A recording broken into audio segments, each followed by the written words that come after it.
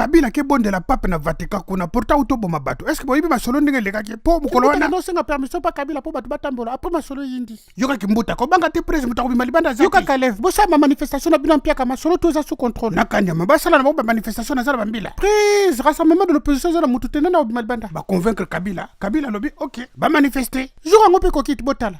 Na tongo batu balamuki muta bougete on dirait ville morte on se comprendre donc Kabila da batu na eba sepeli yoka André Kimbuta presse ozo mona na ebisaki bino muta ko soulever peuple azati à part Jésus-Christ. Umela si sa mabundi tozana yo. Wana na batongo wana te ba lesh bot nyoso wana ba Kalev bakania ma presse moni ya to ebisaki ba manifester na bango muta azana bango azati ozo mona yoka Kimbuta kichase za bisonga na za osome na ebisaki bango basali mpiaka. Ah kichase za peuple te koma ya bino balobi kisasa. La marche dite pacifique ne l'est pas restée longtemps à Kinshasa.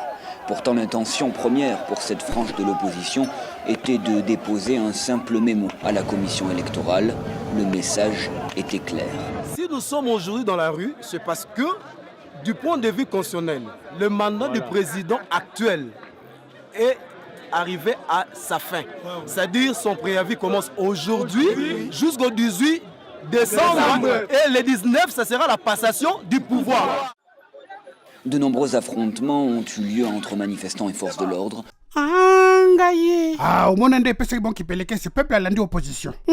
Opposition le marche pacifique. Na panique bobule bad bobi mananzela te beaucoup ba mapatna ba lance roquette. Na clan Kabila panique totale Kabila kimi na Kisangani. Donc tito bandako lukia ke na ina obata mana Kisangani. Akena obata mana Kisangani pour comprendre so bazwa ki balingo kutumba la sauce bernaise. Tito zo bula ke États-Unis mwana maya bata meni na Kisangani. Azo bule kasite mukeba yoka sina kisasa balingo kulongole tete. Kani mamoni ke ba policier ni ba lia niembes. Kabila bengi si ba mercenaires burundais ougandais ba ya na Congo. Po ba policier congolais ba boya ko tirer. Asangisi siko ba mercenaire burundais na ougandais na bana ne amura basa sa ba congolais. Na yebi.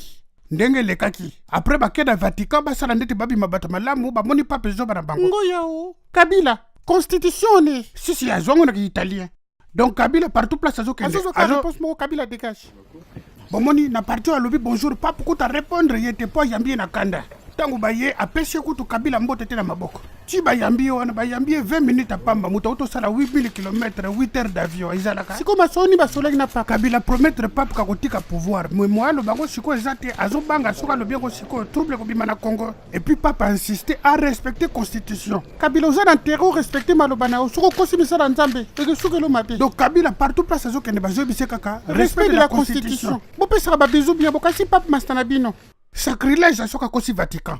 Eza grave, vous comprenez? Moi, ko seza te ponyo so ba monaki. Ndita bakena otumba seja IDPS, to na ba preuve nango. Ekasi. Tozana ba preuve ke bana mura basala ki on ba image. Bana mura baketumba seja IDPS, retour de flamme basique comme les amateurs. Bana mura bakena osala batanta la bonne à 4h du matin, bazu retour de flamme. Tout vanda ka bona 5h du matin ba mimi batu na clinique na Liema. Bango batanda mi baziki ba komi pembe on dirait ba auto tungola bango mafuta Carolite. Oh ba auto sala na seja IDPS ba sali ce qu'on appelle crime d'état. Vous allez répondre de vos crimes devant le peuple congolais, les plaintes sont en cours. Et puis ça crime avec préméditation pour papita mana Yves qui sont bandako lo bango déjà. Nous avons fait du travail républicain puisque nos militants révoltés allaient faire du œil pour œil, dent pour dent. Ils étaient prêts ce soir à aller saccager, détruire les sièges de l'UDPS et des partis de l'opposition, aller également à la résidence du président Tshisekedi pour lui dire leur mécontentement. Kabila mande silima zo comprendre te papa zo talela yo iyo kozwa libongeti kindungu Kabila